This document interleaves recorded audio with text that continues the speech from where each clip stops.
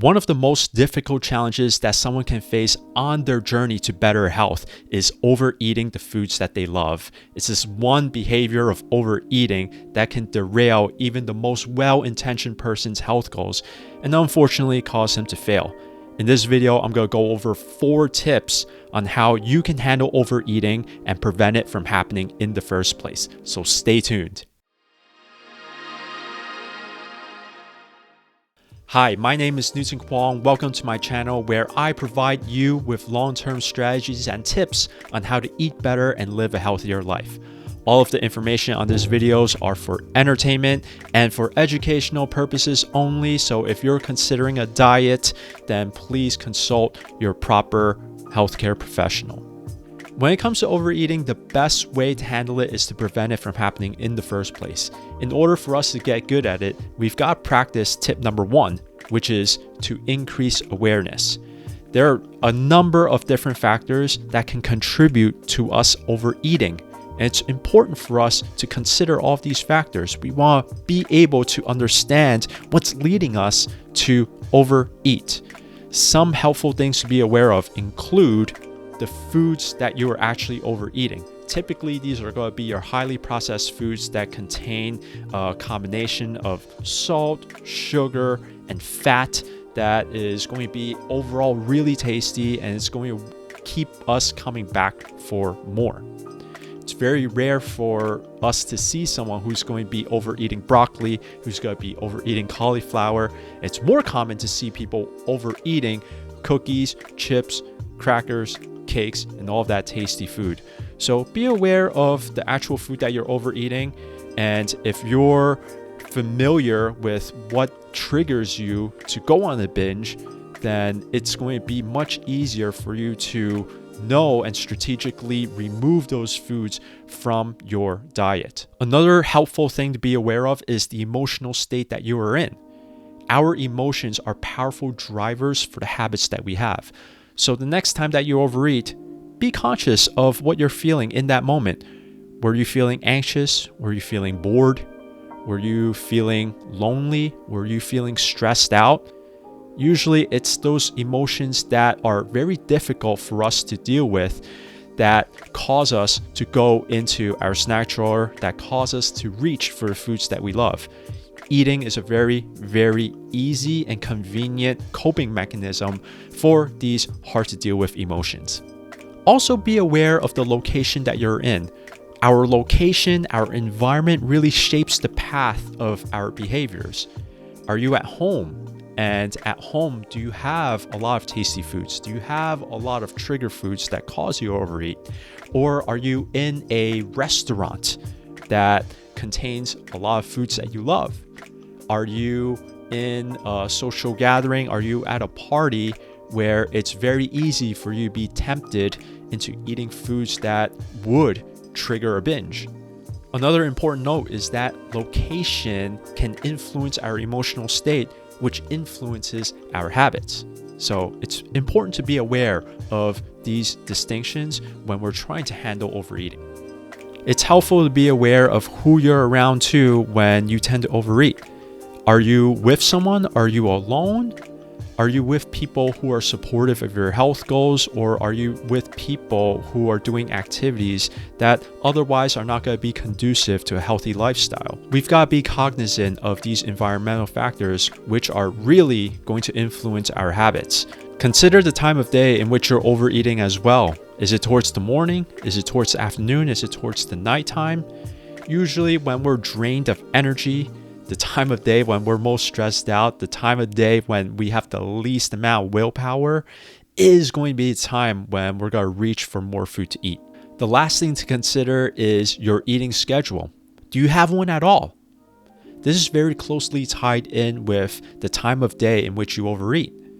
If we don't have an eating schedule, whether it's a rigid one or a loose one, then we may be prone and vulnerable to skipping meals, getting ourselves to a point of hunger that we'll reach for anything to eat. And in those moments, you know how easy it is to overeat foods that aren't going to be the most ideal when it comes to your health. These are a couple of contributing factors that you would want to be aware of the next time that you overeat. A good exercise for you to do is to carry around a journal, or you can just use your phone and log in some of these contributing factors the next time that you overeat. We want to play around with this. We want to treat this as detective work. The more that you're aware as time goes on of what actually contributes to your overeating, the more tools, the more strategies that you can implement in order to prevent it from happening. After you get the hang of observing what's actually triggering your overeating, the second thing that we want to focus on is making small changes. I want to emphasize small changes because if we make any change that is too overwhelming, it's going to be very easy for us to slide back into comfortable behaviors. An example of a small change can be a minor food swap. Let's say that you discover that it's the salt from the potato chips that you eat regularly that's causing you to overeat.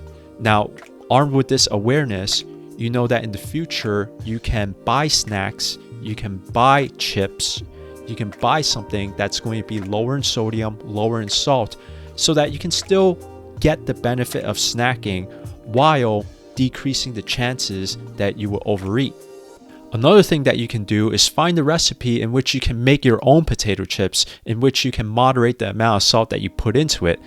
There are countless changes that you can make. The important thing to focus on is if that change is easy enough for you to do, because these changes that you're making are with the intention that you'll stick with them for the long haul. Another example of this is that if you discover that you overeat at home, you can change the food options that are easily available to you when you're at home. What you can do is you can lower the amount of triggering foods that are in your pantry and instead start replacing them gradually with healthier, whole, minimally processed foods. Lastly, if you discover that you tend to overeat when you're bored, then you can schedule in a very easy activity for you to do during the time of day in which you tend to overeat. Maybe you can go out for a walk, maybe you can engage in a new hobby, or maybe you can pick up the phone, call a friend, have a conversation. As long as these things are convenient and easy enough for you to do, they can take the place of boredom. And taking the place of boredom is a good thing because it leaves you less vulnerable to overeating. Know this, overeating usually occurs as a chain of events.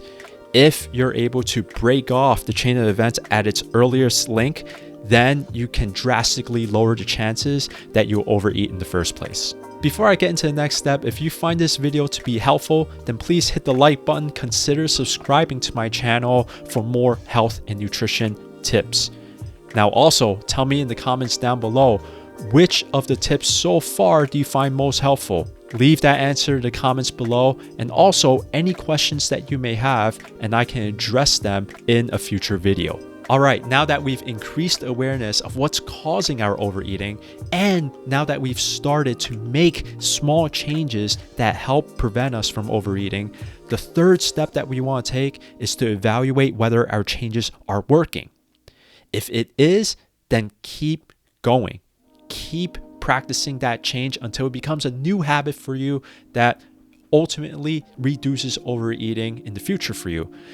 If your changes are not working, if you find that they are too challenging for you to do, or you find that you're just not being consistent with it, then you want to ask yourself, is the change that I'm making too big for me? Like I said before, if the change is too overwhelming, it's going to be very, very easy for us to slide back into what's comfortable for us. Many well-intentioned people who are so ambitious to change, they tend to fall into the trap of doing too much too soon.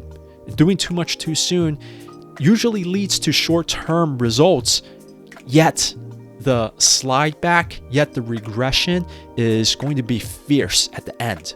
Like I said before, you want to shrink the change down so small to the point where it's almost ridiculously easy for you to do. Another way that you can evaluate this is to ask yourself, what other trigger can I change?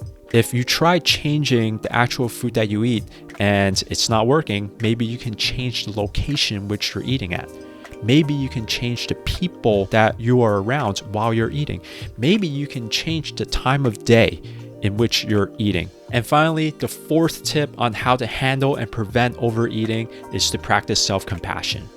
Overeating is not a sign of a character flaw. You are not a terrible person if you end up overeating 1 time, 2 times, or 3 times. Our brains are literally wired to want tasty food. And nowadays, it's plentiful. Tasty food is everywhere. So there are cues all over our environment that's going to trigger us to want to eat. So it's not your fault that there are times when you're tempted to overeat. Just give yourself grace, give yourself the leeway of being a human being. Guilt, shame, harshness, they tend to make unwanted behaviors, bad behaviors, even worse.